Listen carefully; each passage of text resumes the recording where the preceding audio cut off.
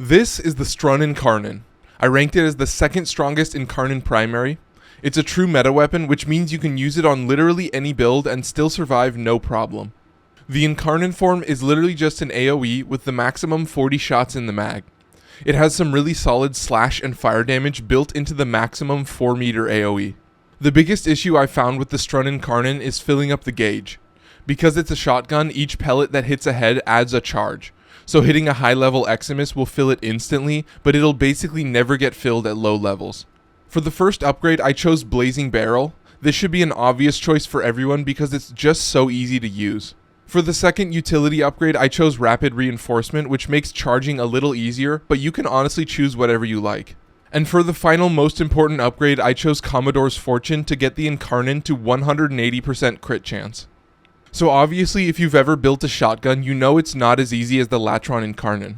Vigilante Supplies still saves a mod slot, but you're kind of forced to use it because Blaze is a shotgun mod that adds fire damage. So I usually try to buff that heat damage with Incendiary Coat.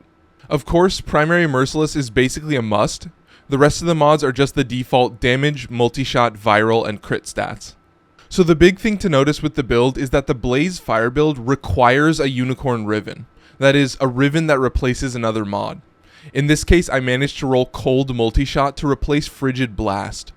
So obviously true meta weapons don't need Warframe synergies, but I still want to show some of my favorites. So Garuda was the model, but somehow I got Stalker and Strun into Viri on stream this week. Stalker has Ash's Smokescreen Augment giving crit chance, so he just functions as a classic single buff frame, leading some really fun red crit numbers. For the second frame, I chose Sevagoth with Breach Surge. Obviously the Breach Sparks can one-shot stragglers, but Sev also has his first ability to make enemies take double damage. That combo works really well with high damage weapons. And finally, I chose Nyx because she's a shield frame that uses Pillage.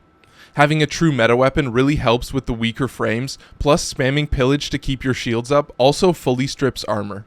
Thanks for watching. Let me know what you think of the Strun Incarnon in the comments. As always, be sure to like and subscribe, and come say hi when I'm streaming.